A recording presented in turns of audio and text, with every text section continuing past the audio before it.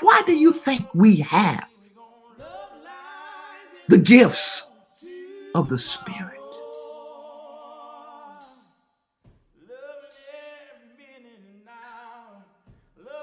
Do we operate in the gifts of the Spirit? What is the purpose of spiritual gifts, if not to enable us to do the work that brings the glory to God Almighty?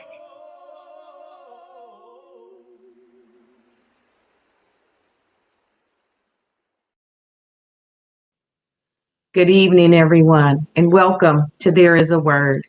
My name is Bishop Marcia Dinkins, and I am glad that you can listen in with us tonight, view with us tonight on Facebook and YouTube. Tonight, I am so honored to be able to discuss voter suppression and how state and federal legislation is being passed to silence the voices of the least of these, and how faith leaders can stand with their communities and be instruments of change. This is a much needed conversation. Joining us tonight is State Representative Paula Hicks Hudson for District 44 in Ohio. Welcome. We have Reverend Dr. James H. Willis, Senior Pastor of St. Paul Missionary Baptist Church. Reverend Dr. Robert G. Birt, Senior Pastor of Glass City Church in Toledo, Ohio. Pastor John D. Walthall, pastor of Mount Ariat Baptist Church, also in Toledo, Ohio. While I mentioned our conversation will be about voter suppression, tonight we want to focus on legislation that the state of Ohio is attempting to pass, which is called House Bill 294. We're going to learn today what's behind HB 294? How does it impact us? What are the positives, if there's any? What are the negatives? And then as faith leaders, how do we stand with the least of these? How do we become instruments of change? And how do we allow the Spirit to use us so that we can stand up in our communities, stand up with our congregants, stand up arm in arm, voice to voice, and heart to heart for something that we have fought for such a long time? And one would laugh today if we thought that we would be at this place all over again. So tonight, I want to say again, welcome to our guest speakers, Representative Hicks Hudson, Pastor Dr. Reverend James H. Willis, Reverend Dr. Birt, Pastor John D. Walthall. Welcome, and thank you for being a part of There Is a Word. Representative Hicks Hudson, I'd like to start. You're welcome. I'd like to start with you. Sometimes it gets like that awkward silence. So I'm like, okay, let me move on. Okay. But there's this, there has been massive attacks on voting rights across the United States with not only the federal government, with them not wanting to pass the federal legislation that passes in one house, but then they don't want to pass it. And we're steadily trying to push up against it. We've seen women, especially Black women, standing up and being arrested, taking out of, from the Hill and incarcerated, even if it's for a short amount of time, because we know that our vote is our voice. Mm-hmm. But we're also seeing this run rampant across the United States. And so it is my understanding that the state of Ohio has now joined in to make voting more difficult. And I believe it's Representative Bob Seats who sponsored HB 294, which is called the Ohio Election Security and Modernization Act. Correct. I'd like for you to tell us about HB 294, its impacts on voter registration, absentee voting, access to voting, ballot drop boxes, early voting, shortened days and times for voting. And does this impact souls to the polls, which would greatly impact our faith communities? Well, I'll start with the end. His name is Representative Seitz, and he and his colleague, another Republican, have introduced this legislation that's designed to, I believe, make it harder for people to vote. The House Bill 294 shortens the number of days that you have for early voting. It also shortens the days and the way in which you can register people to vote. It limits the number of ballot boxes, although they say that it's been expanding to where a Board of Election can have up to 3 boxes, but those boxes have to be in one central location. Um, and, and really what this bill does, in my mind, is makes it difficult for people to vote. Right now, right now, current status is the law is silent about the number of ballot boxes. And it would be up to the Secretary of State to be able to make those rules as to how many ballot boxes there's going to be. But what this bill does is it takes it out of the hands of the Secretary of State, who is the top election official for the state, and in my opinion, hamstrings the Secretary of State's ability to handle and manage an election. There's some thoughts that they want to get rid of the Monday before the election because it makes it so difficult for boards of elections to get prepared for that election day. But I submit that the boards of elections have been able to do this since they've instituted this early vote process. And in doing that, this is another way, I think, to make it harder for people to vote.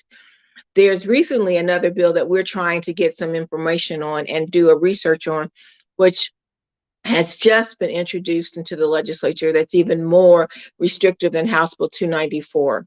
And one of the things that Representative Seitz was saying to those of us who were in opposition to this bill was that, this bill is not as bad as what it could be.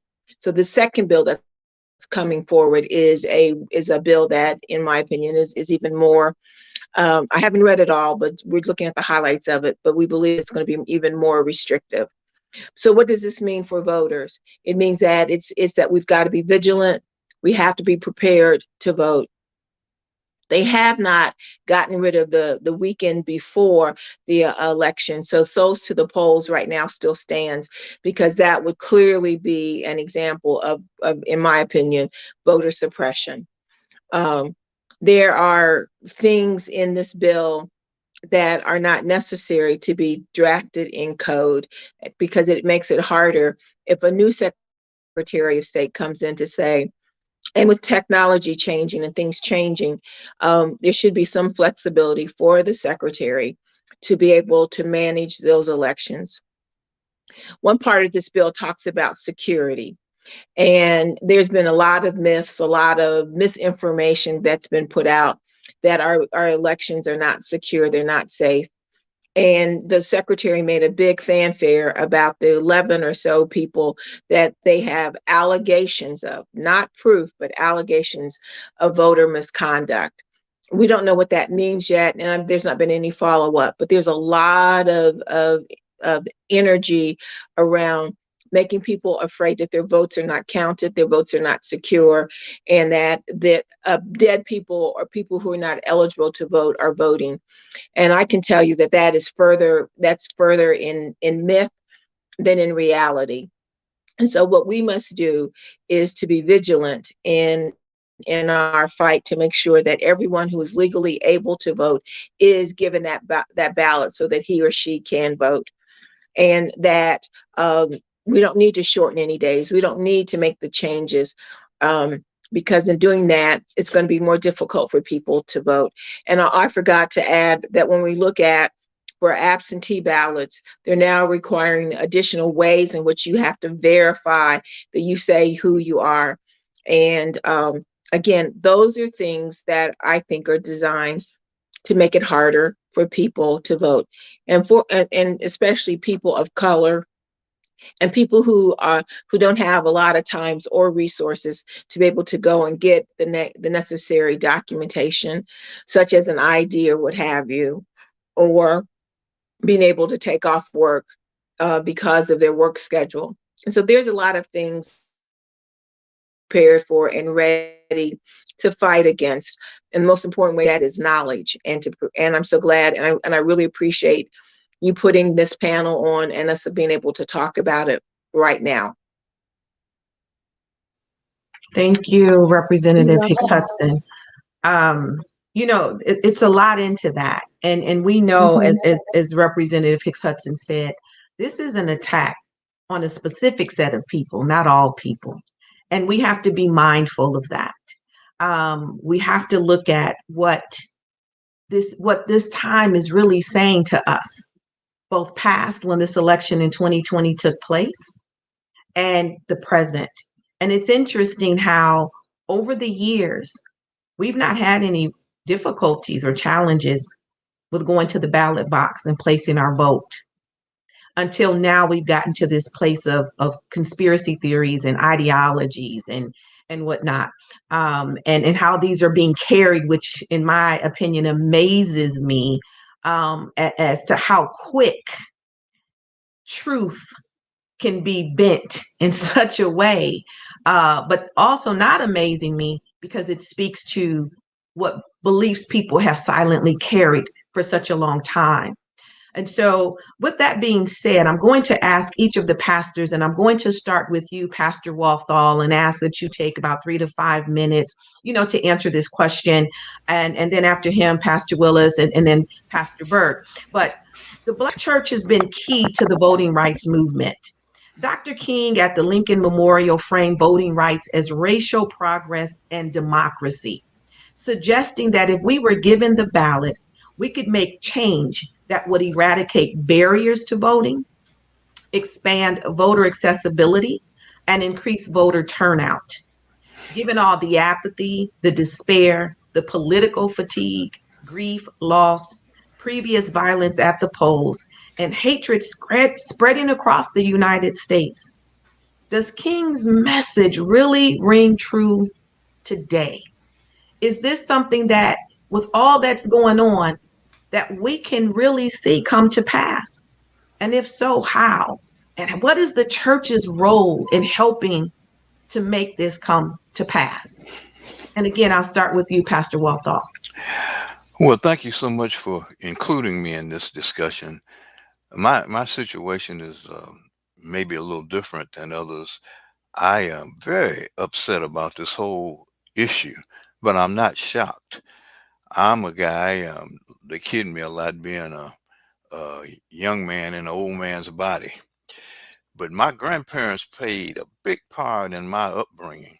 And my mother's people were from Arkansas, and my father's people from Georgia. And all my young life, I heard these horrendous stories about trying to vote and the things they did to try to stop you from voting. And it was real crude and real unsophisticated, how many jelly beans in a jar or whatnot. But now, as with so many other things, it's just a more sophisticated affront. And my issue is that we got to get, Dr. King was right on target with everything he said, but we got to get the young folks to understand the history that they're living in. I know with my children, I had to express to them how a big thing Rosa Parks and that situation did. Because in their mind, they just get on the bus and do whatever they had to do. But to find out and understand that there were actually people that weren't even allowed to sit in certain places, or had to get up. So I think if we can get our young folks to feel the same vibrancy and urgency to battle these sophisticated moves to disenfranchise folks, I think it'll be important. I know I always had to work a couple of jobs, and to have a wide window in when you can vote and how you can vote is very important. If they want to get back to one day and a couple hours on one day, that's going to cut out so many folks. And I'm like I said, I'm very upset, but I'm not shocked. And we just have to come together as clergy or whatever leaders and express to people how important this is. A lot of folks don't think this is a big thing. A lot of folks won't even vote. We came out real strong for President Obama, and that's good. Lets everybody know we can do it. But you got to have that same urgency in every election, and then hold them accountable for what they say they're going to do. Thank you, Pastor Walthall, for that. And you're absolutely correct. It is about, I know for my young children, well, my young adult son, we do, there's that conversation, and he's 21. And I've said to him, are you going to vote? And he said, why? My vote doesn't count. And if that's that apathy that's sitting there today with our young people, then the question becomes, where does that put us? Where does that put them in the future? Because we cross over to glory. Where does that put the future of our young people? Where does that put the future of the Black vote, the Black voice, the Black body? Where does it put people who are disenfranchised? Because we can't be complicit in this, but I believe a lot of times our young people just don't understand that. But Pastor Willis, I'd like for you to respond as well. Thank you. Very well. Thank you, Bishop Dinkins, for having me on tonight. I feel honored to be in the presence of these two pastors, plus being here with my state representative. When you talk about House Bill 294 and you talk about voter suppression, it's enough to keep you upset on a continuous basis. However, this is nothing new to us. We've seen it, and we would think that we will be at a point to where it has gotten better. And I'm agreeing with Pastor Walthall as he talked about us getting the message to our younger people so that they can understand the struggle. Because as much as we fought in the early years, and I'm considered to be a senior citizen, I'm 7 years old, I've seen a lot take place, and it was not easy. But the one thing about it, our foreparents, they encouraged us to just press forward. My mind goes back to hearing Reverend Dr. Otis Moss talk about the fact of his father, how he had walked some 18 miles to a voting polls to get there and say, boy, it's closed, you got to go to the next one. That makes me angry every time I look at what is taking place with this House Bill 294. And as Black clergy, as churches, we have to press forward. The Bible tells us in 2 Timothy 1:7 that God did not give us a spirit of fear. So one thing for sure, we know that we have the ability, we have the power, we have the love, and we have a sound mind to try and press forward. But this particular House Bill 294, it sets the stage to let us know that what we thought was good, it's not actually any good. We still have to fight. And you can never get to a point to where you are comfortable, because every time you think you are comfortable, then something else comes up. And this is basically what has happened. I heard Dr. Walthall talk about how we came out and voted for Obama. We did that. We did that for 2 years in a row. And now what is happening, they're doing everything they can to make the voter process be a discouraging factor. And, it doesn't take much, because if you're not committed to be persistent, then whatever discouraging factor that's going to come up, you're going to buy into it. But our role as clergy is to try and make sure that the word stays out to our parishioners. We have to be consistent in our message. Voting is a process that we all have a part of, and we have to make sure that our vote gets in. It's easy to say my vote don't count, but you got to be able to understand, yes, your vote do count. It doesn't count if you don't vote.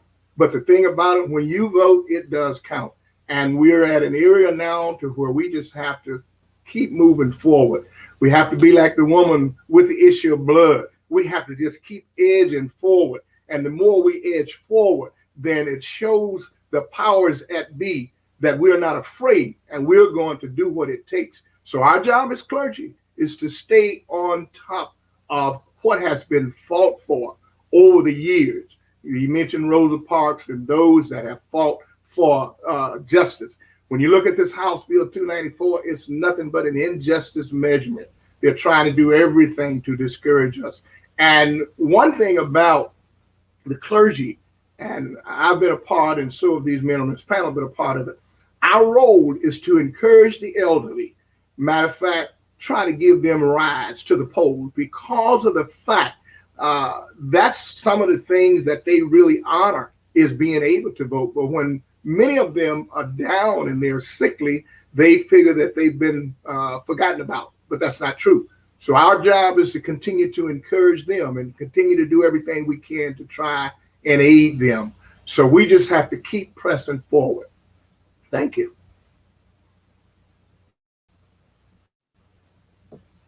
Thank you for that, Pastor Willis. I do think I heard you say that your vote only, it doesn't count only when you don't vote. I was going to ask you to say that again. When does your vote not count? It don't count when you don't vote. And that's the thing we got to keep in mind. You know, your vote, it counts. And that's the one thing we got to continue to instill in others. Because you got many that have the notion that there's no need for me to vote because they're not going to do what I say. Well, if you don't vote, then you don't have a voice in that. But the thing about it is that we have to encourage those that even think like that. Because it's very easy to get discouraged from what we've been through in the pandemic over the last year. That's a very discouraging factor, but it's encouraging to know that God is still with us. And that's the one thing that we got to hold on to. We cannot let that go. He's with us through it all. And all we have to do is be persistent, be committed, and be intentional. Thank you. Thank you. Reminds me of the woman who wanted the king to move and he wouldn't respond, but she remained, she set the intent and she was persistent and she kept on until what? Things changed. And sometimes, you know, we get tired. It's like I said earlier in the question, that political fatigue. And when you're looking at politics constantly shifting and changing, we don't move at the speed of politics. So sometimes it feels like we have to sit down, you know, and it becomes depressing. It becomes to a point where you do ask yourself why. And then there are times you just say, you know, I'm done. You know, I used to hear my children say, stick a fork in me. I'm done. And we have to, if we're going to make that statement, I'm done, then we have to say, I'm done of taking all of these things that are trying to oppress and depress and suppress us. I'm done, you know, with all of these things that has tried to block me. And not only me, because we have to realize that this is connected to our legacy. This is connected to our children and what we set in place now, what we model now, because the children don't live by do as I say, you know, not as you see. They do as they see and not as you say. But on that note, Dr. Birt, I'm going to turn it over to you.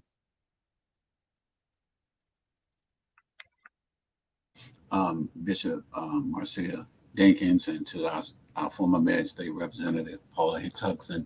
I'm glad to see you and praying for your fight.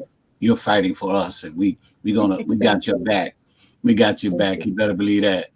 And to Pastor Willis and Hawthorne, who you know, I work together. Walthall, who I work together on a number of different things. I want to see if I can concise what I want to say. You know, I love to talk, so I don't want to talk too much, but and I want to couch it in theology. Jesus says, first seek ye the kingdom of God and his righteousness. Kingdom is basileia, it's the rule and reign of God on earth. We want God to rule and reign on earth. You know, it's about our worldview. It's how we see the world, and we recognize that you're always going to have those enemies that are trying to take something away from you. And of course, they're going to come and they're going to try to redefine it and reshape it, and they're going to say it's good for this for us. It's good for everybody, when we know it's not good for everybody. You know, but I think there's I agree with John Maxwell, who says the greatest principle of leadership is influence. It is how we influence people. So we have to make these kinds of connections. And I think the greatest leader, in my view, who has ever been on earth is Jesus Christ. I think he's the greatest leader that has ever lived. So what Jesus would do, he would gather these people who are following him, and he would teach them, he will equip them. I think that's part of the process, teaching people, helping people to understand what's going on, you know, in the most simplistic way possible, because a lot of people don't connect to a lot of the verbiage, you know. But if we can simply teach people, here's what's going on, here's what's happening, here's what they're trying to do with voting rights in this country. I think, secondly, after Jesus would teach people, he'll feed them. you know. So he'd meet the physical need. Yeah, and Mark 8, you know, he had 4,000 men. So if he had 4,000 men, I didn't tell how many people there. But the text says he taught them and then he fed them. And then he dealt with this small group of people. Let's call these pastors. Let's call these religious leaders. They were his disciples. And so after having some leftovers, 12 baskets left over in Mark 8, they got in a boat. He said, get in the boat. And they left 11. They only had one. They had one basket in the middle of the sea. They hadn't eaten all day. You know, so now they're in the struggle. They fussing, and Jesus said, wait a minute, do you not still understand that word understand means you still blind? You still don't know who I am? You don't know who I am. So he tells this story of a blind man. And let me concise the story, because they brought this blind man to Jesus, and Jesus took him, and the Bible says that Jesus touched him and asked him a question. Can you see? He said, I see men as trees.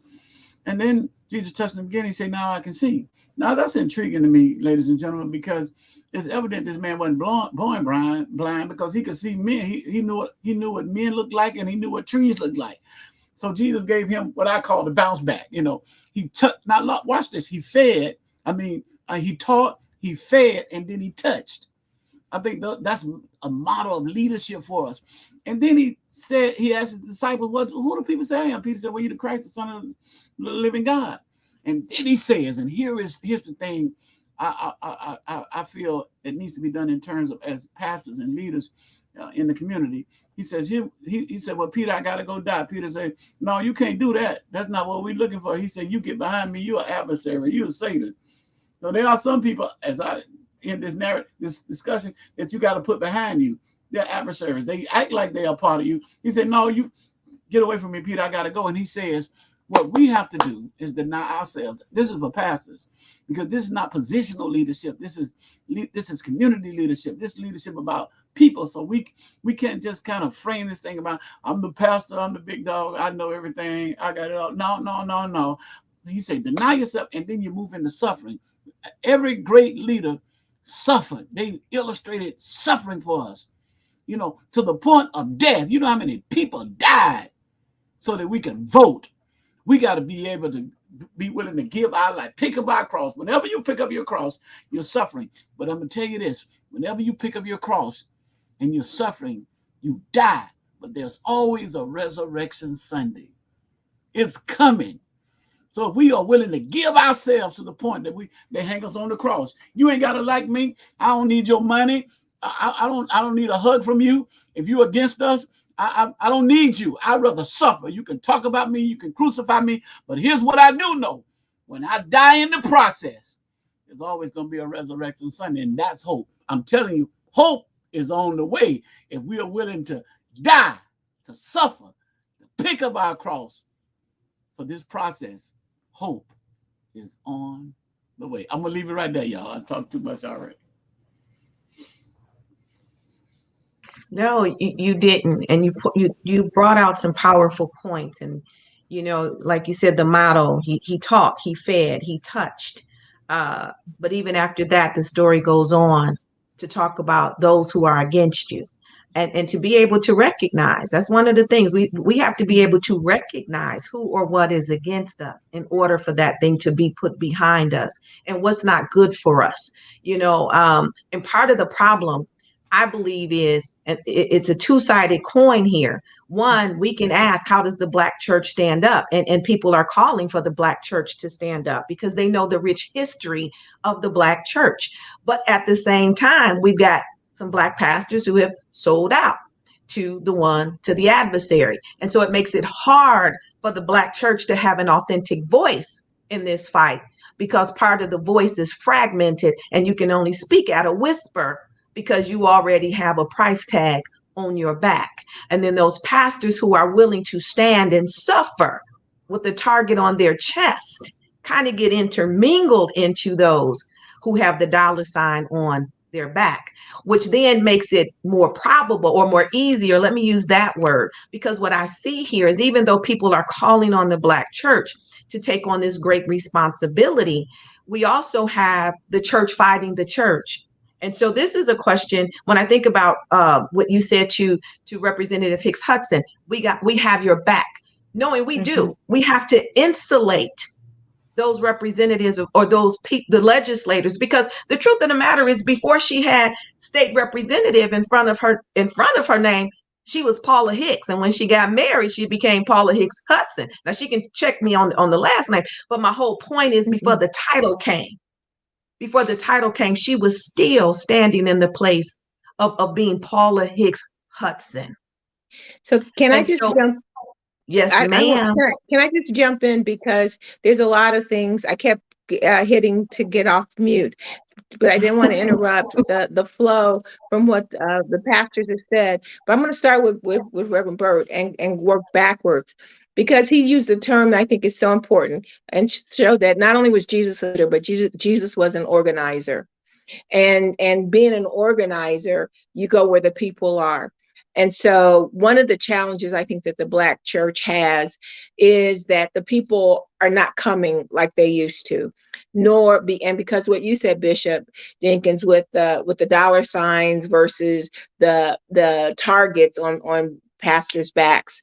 I've been hearing recently where pastors are saying they're afraid to say who to vote for because of their nonprofit status. In the old days, there were preachers who knew how to tell their parishioners how to vote. I'm not saying that that's something that you want to do, but there are things that folks have walked away from that used to work, and that was part of the community. One of the things that I've seen in my goings and comings is that there are people who say that they're not going to vote because their vote doesn't count. They don't understand that how important their vote is, and that if the vote wasn't important, we wouldn't have this whole flux of laws across the country in state legislatures that are trying to limit their ability to vote. So when you talk to people about how, if what they're saying is true, and you take the time to talk to folks, you can get people registered. If you explain to them, I was just talking earlier about a community activist in this town who one of the things that she says to people who don't vote, my vote doesn't count. She says, but your cousin, your brother, somebody went before a judge. We vote for judges. And if you didn't like how that judge treated your brother, cousin, sister, or yourself, then you have a way to get, to show them by voting either for them or against them. We've got to make voting personal, because the things that would happen, stuff's not even taught in school anymore. We used to in our churches, when there was not only Sunday school, there's also Black history or Negro history or African American history or whatever the title was. That used to happen. We have Black History Month, but it's been sanitized where you go to McDonald's and you can get a sandwich, as opposed to knowing about Carter G. Woodson, who started this whole idea about Black history and the importance of it. And then when we think about where we are, it is by design. We are here by design, and that design started 300 years ago, and it continues until today, where those that are in power want to keep power, and they're going to do whatever they can to maintain that power and send us all these straw men and straw women that are fake, and have us focusing on that, when the real issue is who's going to maintain this power. And so I grew up in a household where my parents voted every opportunity the polls were open. And they stressed to us the whole thing about why it's so important to vote. We've got to do the same thing. Folks complain about their neighborhoods. And I'll never forget, a representative told me that, why do you go to that neighborhood? They don't vote. You can't get votes out of them, so why are you wasting your time? Elected officials, they look at those voting rolls, they look at those records, and they say, oh, well, that neighborhood, that precinct, those folks, they don't vote. So why am I worried about, dealing with them? And the other part why voting is so important, especially right now, is every 10 years, I'm changing the subject a little bit, but every 10 years, there's redistricting. And with redistricting, it's where the lines are drawn, and you have elected officials who never talk to the the 55 or the 60% of their district, because all they need is districts have been drawn in such a way that they only need a few people to elect them. That's the gerrymandering, and that's something that we also need to be aware of that's coming down the pike right now. So I'm going back on mute, but I just wanted to jump in to say that there's a calling on all of our lives, and that calling is for justice. And I think that justice requires us not to be silent. And one last thing, we talk about Dr. Martin Luther King.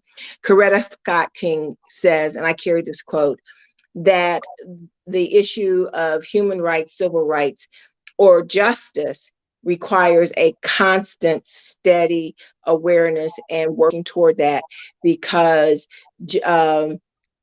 evil will always come back to erode what justice has pushed forward. We can never forget that. So we have to be in a constant battle mode for justice. And I do appreciate this conversation. I'm going to go back on mute. No, thank you. And all I was going to say was that before the representative became the representative, she stood in the place of the people, and she still does.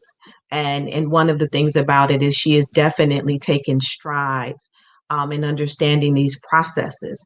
And even the pathway that she has gone from being an attorney to representing our youth to serving on city council, being city council president, mayor of Lucas County for a year or two. I believe it's about 2 years, and you can correct me, representative, and then moving on to being state district representative for District 44.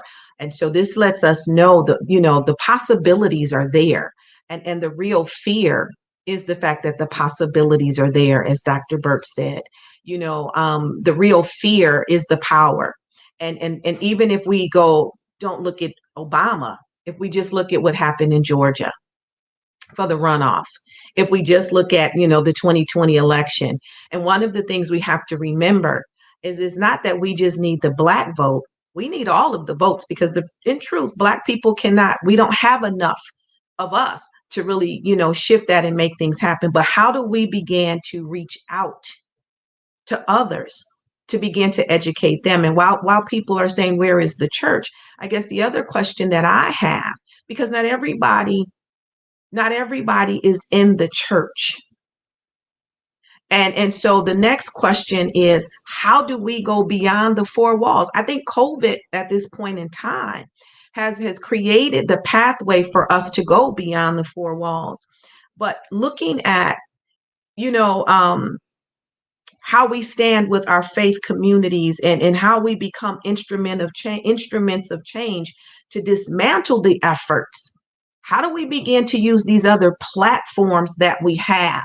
Not if for nothing more than what the Representative Hicks Hudson said, to educate, not just to, preach it out on Sunday, but to use these other digital platforms in ways that we can begin to educate, inspire, and activate people into taking action. Because, people, you said hope, Dr. Birt. People want hope. But as faith leaders, how do we begin the process? Because we don't have the power to do all of that, in a sense, because it's a person's choice. But how do we begin to inspire hope into people? How do we begin to, just as you were saying, letting people know that even though all of this is going on, that there really is a resurrection, that there really is something new coming about? And how do we and you mentioned worldview. The reality is, that worldview looks mighty dim right now.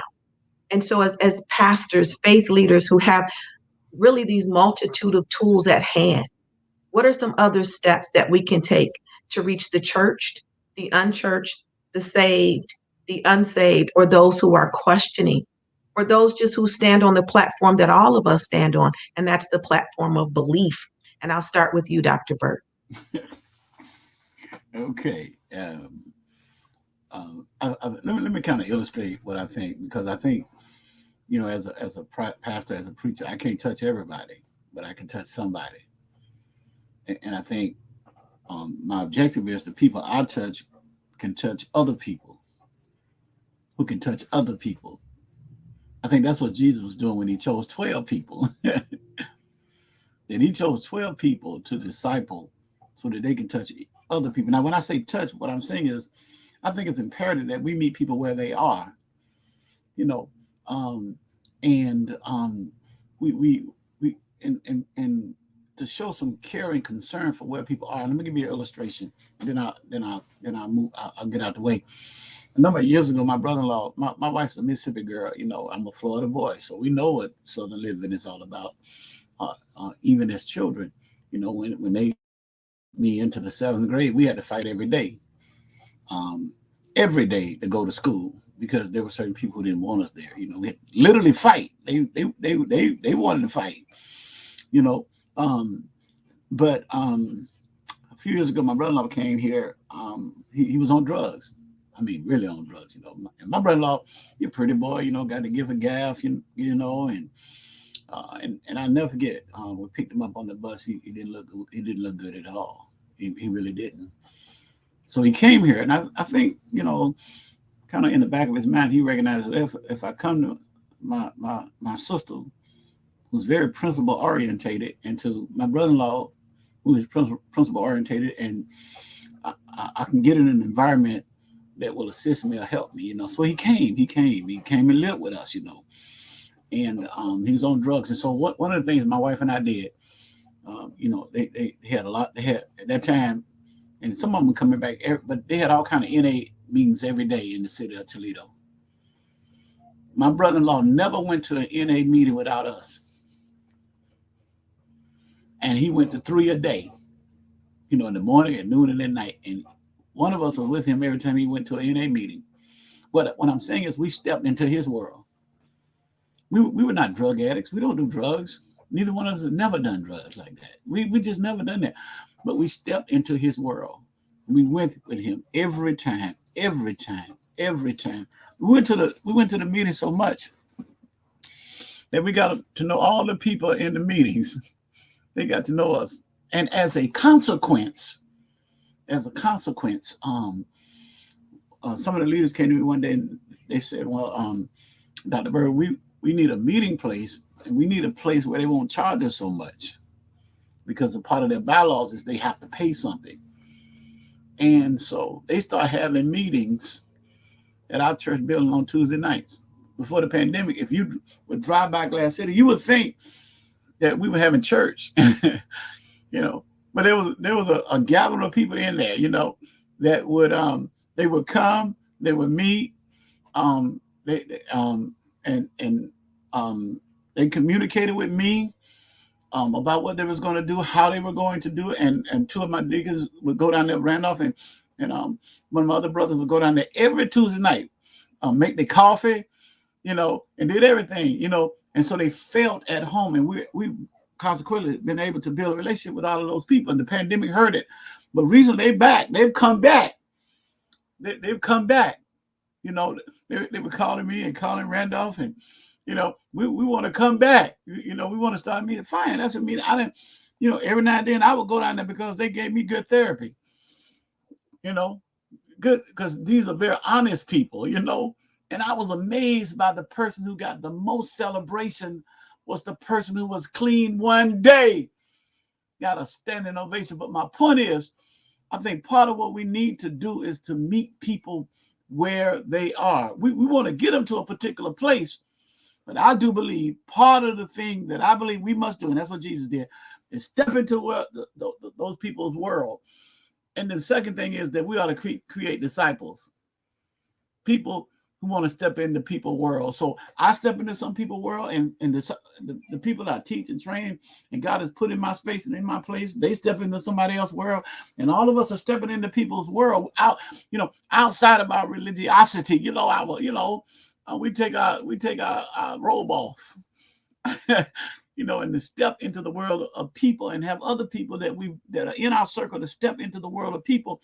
And I think we can make the kind of connections or reconnections that's necessary with people so that we can get this done. That's a powerful statement, and I hear that often. Don't ask us to step into your world if you're not willing to step into our world. And that's a powerful statement.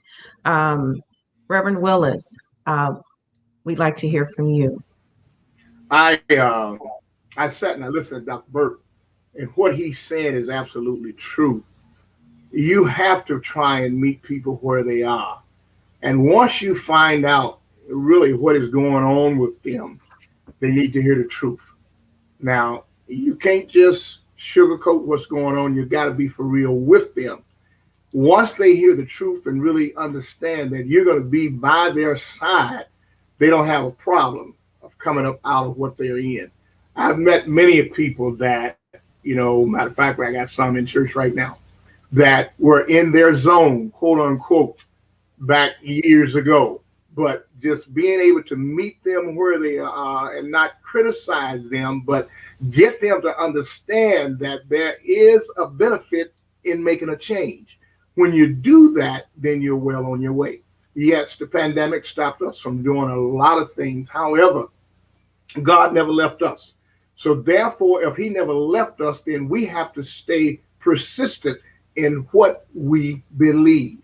We have other avenues now of doing ministry, such as social media, something that we never really did before. But now we have the social media, and we have many people that are on social media. Some on there for the wrong thing. But one thing that's good that comes out of this, pastors being persistent and using social media as a tool in order to reach those. Because as you began to get that ear of a person that's on social media, that's been on there for something different, but he heard something that you said one Sunday, he's going to tell somebody else. And it's a trickle effect. And the thing we just have to do is be persistent in our message. And the thing about it is, the Bible is so understandable, but you got to be able to put it in a way that people understand it.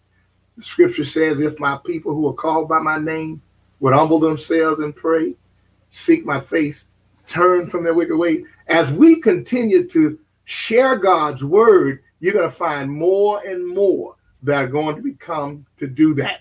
I love the platform that we have now because it's a new norm for what ministry once was. Yes, the gathering is not what it used to be. However, you're still reaching people. Matter of fact, I'm reaching more people now being a pastor than I was when, there was no pandemic. And the other part about that is you got people that are still in that comfort zone, which we got to still preach the word and teach the word so that they come out of it. And as we as pastors are given instructions, we just have to follow it closely, because as long as you follow the instructions that God gives you and don't venture off into something yourself, you're going to make it. But I think our job is to just continue to try, teach God's word, meet people where they are, and continue to get them to understand. The Bible says the wages of sin is death, but the gift of God is eternal life. So what we've got to do is just be persistent in that message. And if your message stays the same, pretty soon it's going to be something that they're going to get used to, and they're going to hear it, they're going to see it, and they're going to be able to talk to other people. Just like he talked about his brother-in-law being one of the recoveries. The recovery people are some of the strongest people now that we know of, because they believe in what it is they're trying to do. And they don't mind testifying about it. And their testimony helps other people. And that's the one thing we got to get back in the fact of doing. When God has done something tremendous for you, you got to be able to share it with somebody, because somebody may be sitting outside afraid to do anything. But when they hear that testimony and it hit their street, they're going to say, that's the same thing happened to me. But again, we can't be afraid of the gospel. We can't be afraid to deliver God's word. And we can't be afraid to go into the highways and byways where people are that are suffering. Because the more we do that, the stronger we become. And we become that change agent, that one that just constantly goes on and on. And as we do that, you can feel good about yourself. It's tiring because many people don't want to do it. But if you are persistent, you're going to get tired. And I've always said nothing good comes easy. You got to get out there and spend some time. Jesus did it. So we got to do the same thing. Thank you for that, Reverend Willis. Pastor Pastor Walthall. I I thank God as always for my friends, Pastor Birt, Pastor Willis, and Pastor Dinkins. I always believe that you're the product of your life experiences. And whenever these people speak, I learn so much. Matter of fact, I probably won't even have to write a sermon for Sunday. I already got it. But the bottom line is, for me, my life experiences have been totally different. I believe the scripture says that you got to work while it is day because the night Oh, is yeah. coming when nobody can work. Mm. I've been blessed. Uh, Paula Hicks Hudson, who's sitting there, was one of the great leaders we had in our city. Yes. And Jack Ford, my friend, was a great leader, a great mayor. And I'll stop right there. Mm-hmm. Not to say I couldn't say something nice about somebody else, but I can speak on these two. God allowed me to pastor a church and work in the city administration. And I am a living witness to the atmosphere there. Their atmosphere was when something really went bad in the black community, they'd either say, well, they're not going to come in numbers, number one, because they fight amongst themselves all the time. And then they said, if they get on a topic, they're not going to stay with it any length of time. Mm-hmm. So all three of you have said the same thing: consistency and unity. That's I right. believe that's the answer. I believe that, and you all said they all, the young fellows anyway, criticized me. Said, Walthall, every sermon you preach, you're gonna spend time talking about the cross. That's right. You're gonna talk about the birth, death, and Mm-hmm. resurrection. That's old school. I said, Well, that's not old school. That's school, that's period. school, period. Because that's the power of resurrection. That's right. And if you ask me to come to your church or anywhere else and talk, I'm gonna say something about he died, buried in the grave. But on the third day, he got up from the grave. That's power there. Yes. And we can't go back on that. And we got to come together as clergy, as leaders and whatnot, and be strong and be consistent and keep on telling the story. That's And as I right. said earlier, if these young folks and old folks knew the real history behind what's going on, and why some folk don't think voting is important. We talked about that. But if it's not important, why are they spending so much time trying to water it down? Why are they spending so much time trying to change it? It's important. It's always been important that a person would have a voice in their life and in their future. But we've heard some great statements today, and I just pray that all the leaders, whether they're clergy or not, would understand how important it is that we come together, that we understand our history, that we don't repeat the mistakes of the past, and press on to a better day. Thank you. Thank you for that. Press on for a better day. I have a question for you, Representative, but before I ask the question, is there anything that you want to comment on what the three pastors have just said? No. Okay. One of the things that you said, I'm sorry. Good. You said press on for a better day, Pastor Walthall. And that's true. But we have to, my question becomes, with all the conspiracy theories and the myths that the 2020 election was fraudulent, unsecure, unlawful, with people with fear running rampant, there being this brokenness of people when it comes to not only the church, but politics.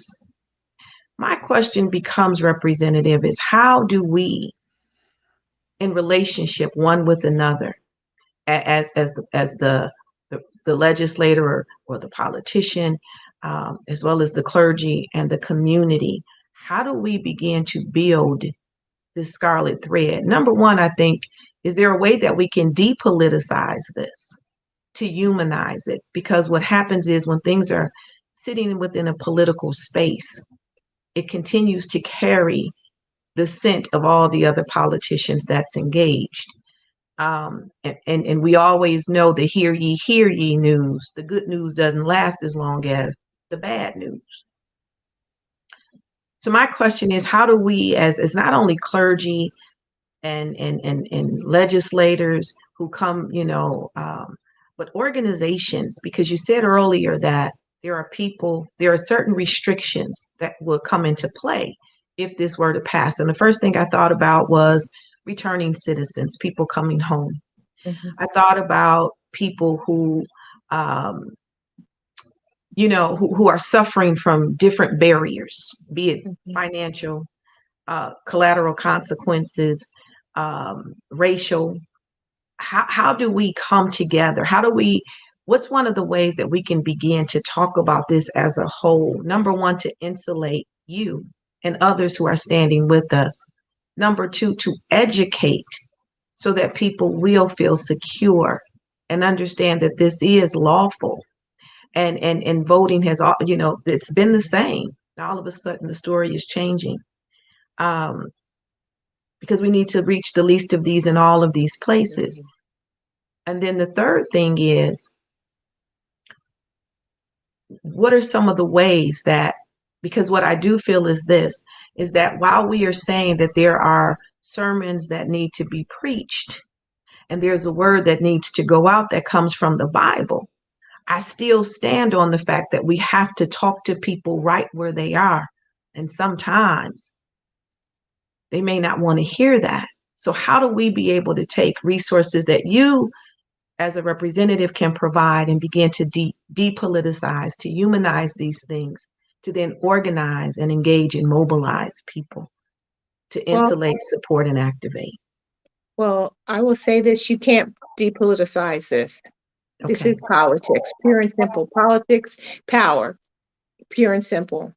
And when when we look at this premise, I think that's a false premise that politics are dirty, politics don't belong in the church. Every last one of you know that one of the very first places that politics is played is in the church. And it's really no different than what's being played out in the public forum or in the legislature. How we can address it is really by having education and being present in that political space. And I don't mean being present through the CNNs, the MSNs, or the Fox News, but really being present in the room, or looking at, in Ohio, we have the Ohio channel where everyone can look and watch the House sessions, the Senate sessions, the committee sessions. There's information that goes out every week about the agenda for the different committees, or the House session, the Senate session, so that people can be made aware of. I do a newsletter that I send out every month, and I'm trying to make sure that I get to as many people as possible, so that they can have information about what I think is happening and how it affects the people in District 44. By design, as I said earlier, if you consider that this country was founded on 3/5 of a man, not even a woman, 3/5 of a man was what the South could use in order for them to have a fair apportionment of seats in Congress at the beginning of this country. If only white men who had property were able to vote. So if we know our history, bringing that down to today, while others can vote, other populations can vote and should vote, if we're talking about a democracy, those white property males are the ones that still want to be in power. And so we have to be real clear about what we're looking at and what is necessary for us to dismantle that. And the way you dismantle that is by education and by people being in the room, or people being someplace where they know what's going on in city government, state government, federal government, because that's where the laws are being made that affect us. You mentioned about our returning citizens.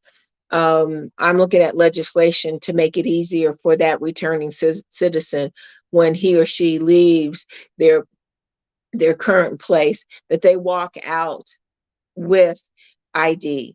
They walk out with whatever their social security card, whatever it is that they need, so that they don't have those barriers about running around trying to get those.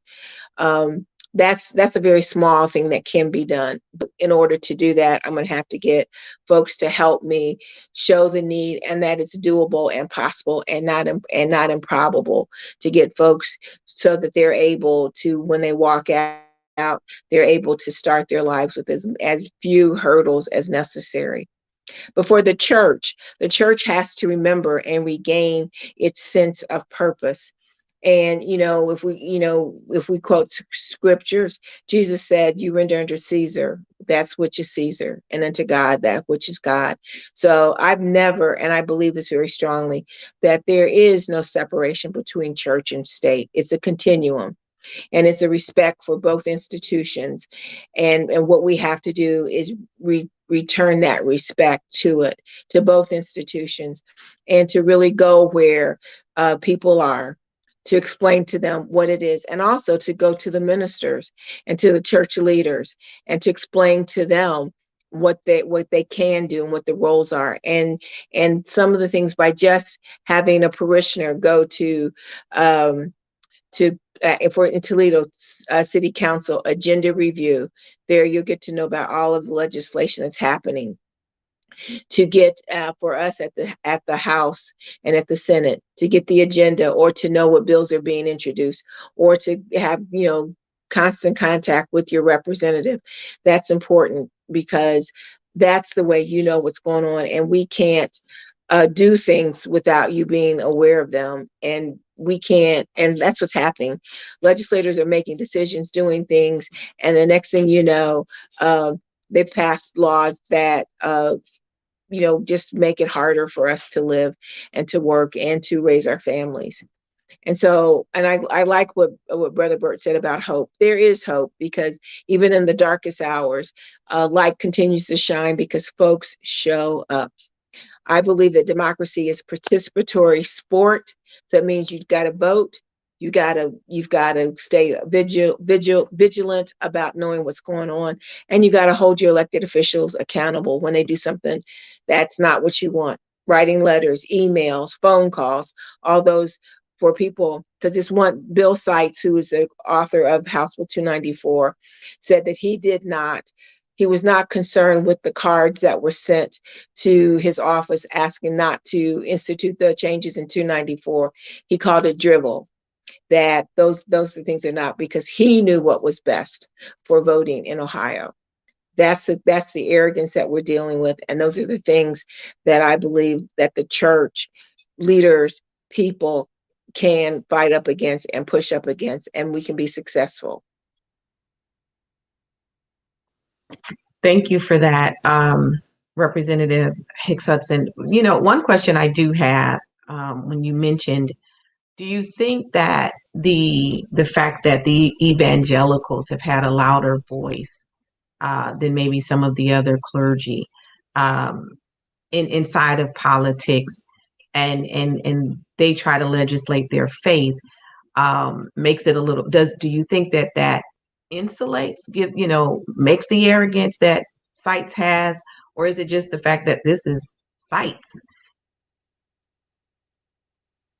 So the evangelical mission, they deal with more of the social issues, and I do think that there is a strong so I look at it not so much evangelicals as I look at it as they bought into the Trump era and the idea about returning America to what it once was, which it never really was.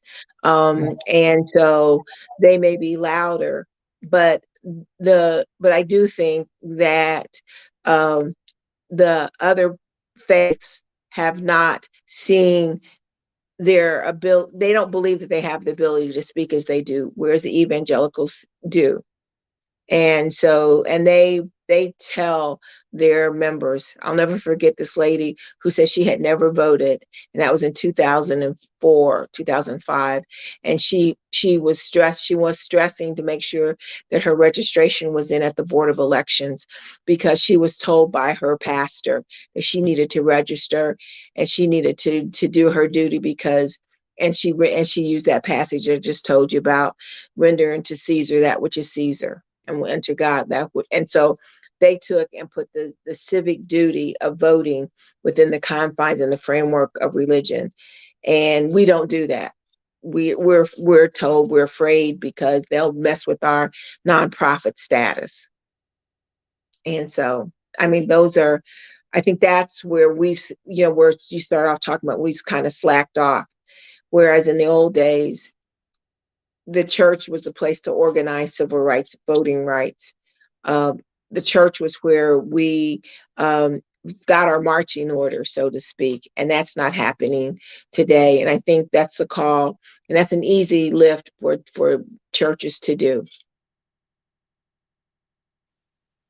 Thank you. To be educated and to be activated. Yes, I'm sorry. No, that's wonderful. So Pastor Willis, Dr. Birt, Pastor Walthall, Pastor Willis, would you like to comment on what Representative Hicks Hudson said? Yeah, let me just say what Paula just talked about a minute ago. The role of the clergy is to still give instructions. And keep in mind, the membership that follows you are going to do what you say do and be obedient. Our job is to still educate our people about the importance of voting.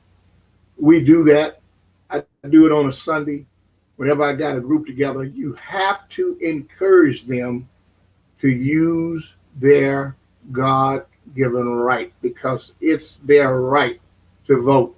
You encourage them, you communicate to them, and then the other part about that, you don't tell them what candidate to vote for.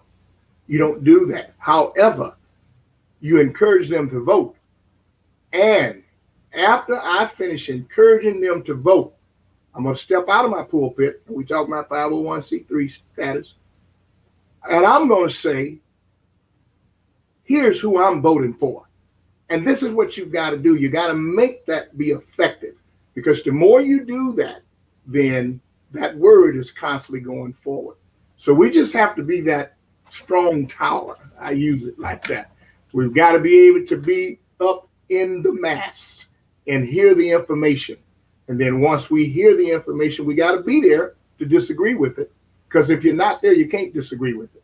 But if you are there and it comes up and your voice is able to be heard, then you speak at that particular time. Because if not, it's going to be a constant struggle of doing what we always do and getting what we always get. Change only comes by us taking a stand. Change only comes by with us taking a stance. Thank you for that. Dr. Birt, on that note, I know that you have something you'd like to say and we'd like to hear.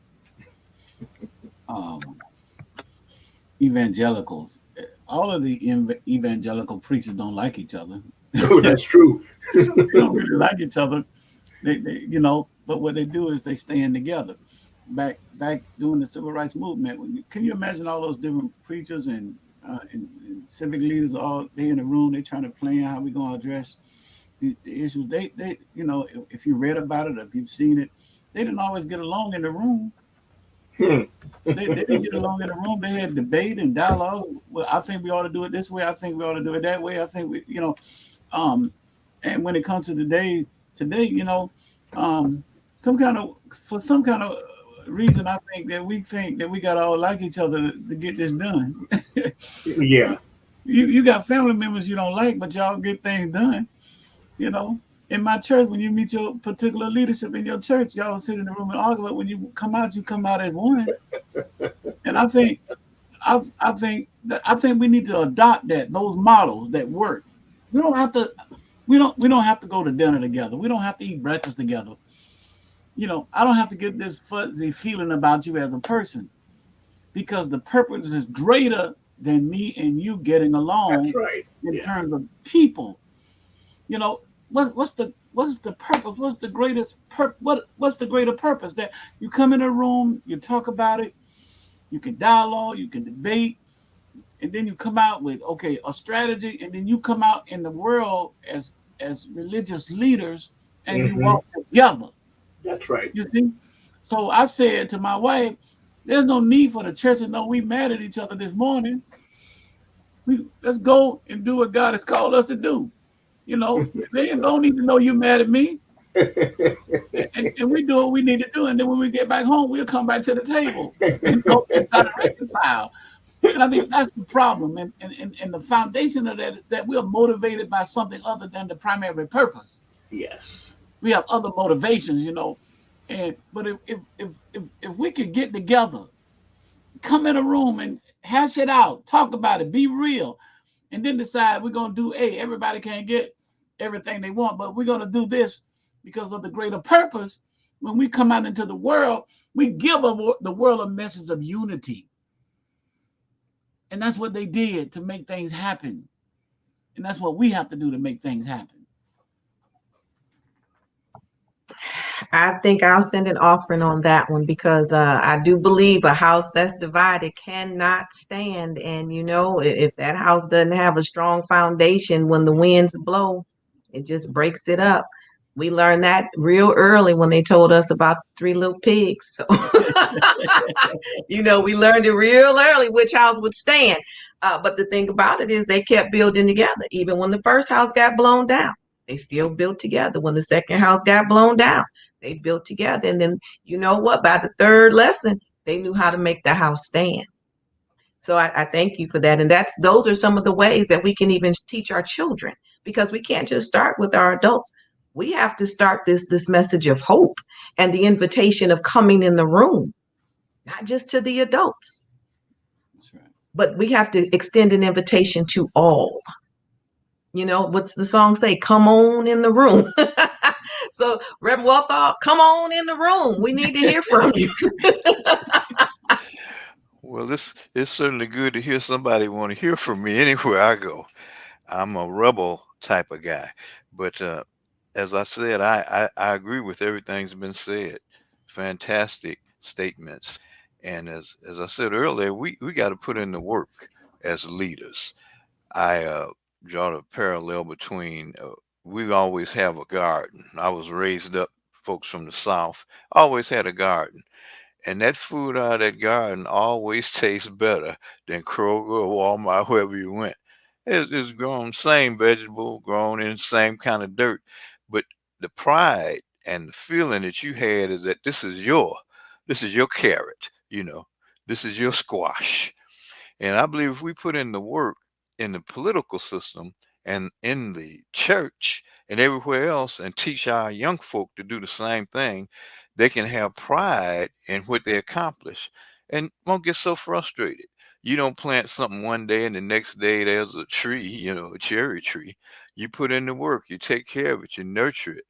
And we got these politicians that haven't really put in the work. They come and they say a lot of fancy things, and if we don't hold them accountable for it, it doesn't go right. But I like what's been said. I respect everybody on panel.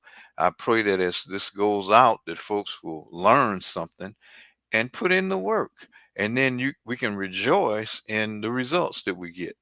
Understand that God is still in control, you know. And that's all I can say. Thank you, each and every one of you, for your comments. It means a lot to me. Put in the work. That is so true. Put in the work. But Dr. Birt said it, you know, before that, you know, we have got to come and understand that there is a greater purpose beyond our dislikes. And we should be able to set aside our dislike to find out what we do like so that we can come together and then put in that work. Because again, somebody has to plant the seed. We know that Abraham didn't see all of the promises of God manifested. He saw his son being born, but he didn't see the nation. The nation didn't come till Jacob, and even after that. And so we have to understand that the work is just, it is putting in the work, understanding that the work, some of the things we do today, be it planting the seed or watering the seed, that by the time the tree grows, the fruit that's on the tree, the work that we have done allows somebody to come and pluck the fruit off the tree. And hopefully that person will have had the knowledge to take the seed that's in the fruit and plant another tree for another generation. And so as our assignment from God, we have to plant the seed. And we have to teach people or prepare it to be watered. But even before that, we have to till the ground. We have to get the soil ready. We have to aerate it. There's a process. And so we do understand that, even though, as I've heard Pastor Walthall say in his young age, he doesn't understand it. He just heard about it. There were people who struggled. But Dr. Willis said in his seasoned age, he understood the struggle. So we get to see the comparison and the contrast. But the reality is that we have to fuse the old with the new. If we are going to shift a paradigm, we have to understand that there are things about the old paradigm that works. And I don't want no unseasoned food. I want my food to be seasoned. So bring me some seasoned people to this table when we come into the room, so that we can sit down and feast together. As Dr. Birt said, we've got to teach, we've got to feast, and we've got to touch. And after we do all of that, then we can begin to plant, because we have planted the seed. I want to thank each and every one of you. Pastor Paula, I'm sorry, I done elevated you. Thank you. No. I know the feeling, because I was ready to run. Out to all you all. But Representative Hicks Hudson, again, thank you for coming. You are one who inspires me in so many different ways, because you fight, and you stay in the fight. You are like an oak tree. The winds can come and blow. The branches may bend, but one thing, you have not broken. And so just know that we are behind you. We are behind you. We are insulating you. And those others who we can stand with, who stand for. And we have to remember that. And it is critical, I say this again, that we do that. It is critical that we do that, because the only way that the good news can come sometimes is if we help those who are preparing the manuscript for the good news. And that may be these policies that come out. I want to thank you, Reverend Dr. Willis, as always, bringing a strong voice, and Dr. Birt and Pastor Walthall for bringing such, fire and fury in this room, and education, and ways that we can just really begin to meet and teach one another. I want to thank you all for the seeds that you have planted in our listeners, but also in my own heart. I want to thank you all again for just being a part of this conversation. I definitely want to continue this conversation next. In our next 2 weeks, we air There Is a Word on a bi-weekly basis. We definitely want to continue this discussion. We want to bring in the voice of women, because we also know that the Black woman's voice is very critical at this time.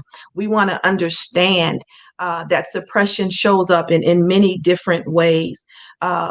Also, I do know that Representative Hicks Hudson, you mentioned something about gerrymandering or the redistricting. So I want to give you an opportunity before we close out to make that announcement, but to let everyone know 2 weeks from now, if somebody could give me that second date, I believe it's September the 2nd. We will have our second conversation, and we will discuss early voting and the importance of the women's vote, or the woman's vote. And again, that's September 2nd at 6:00 p.m. We will have the link go on Facebook at Black Women Rising, as well as we will have it on our YouTube channel. From there, I'd like to pass on to Representative Hicks Hudson to make your announcement. I do believe there's some things that, residents of Toledo can take part in. Thank you so much. In fact, it's throughout the state of Ohio, but I don't have in front of me all of the dates. But this Thursday, August the 26th at 2:30 p.m.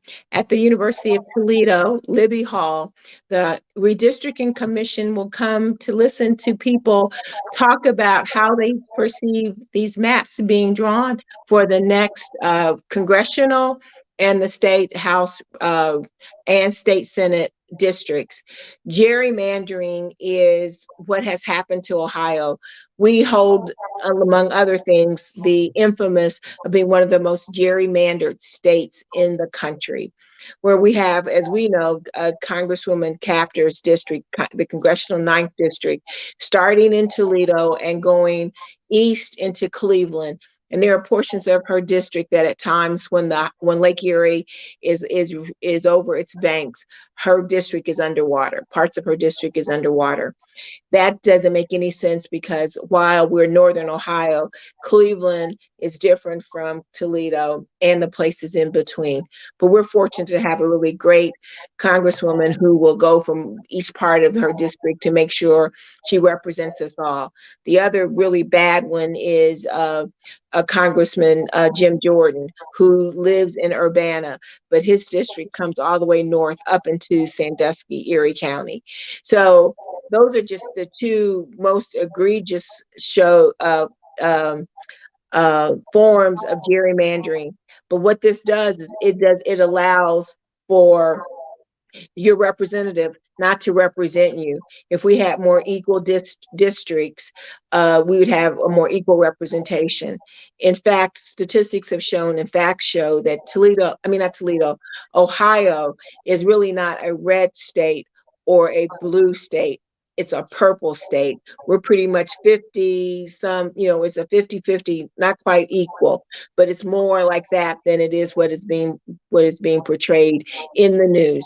So I'm asking everyone, especially you who are on this meeting tonight with me, to join me next Thursday at 2:30 at Libby Hall at the University of Toledo to listen and to give testimony about redistricting and how redistricting is so important, that we have representatives that represent us, who know us, that we know them, and that they understand what the community should look like and who they represent.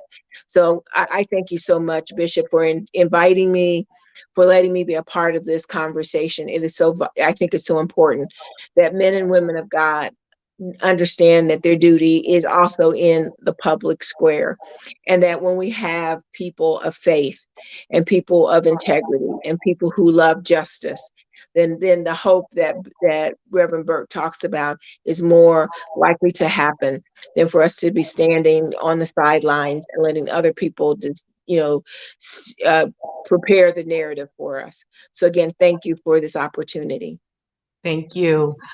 Thank you for that. And I would like to invite everyone, if you want to learn more, we'll put something on our Facebook page. I invite you to go to our Facebook page and like Black Women Rising.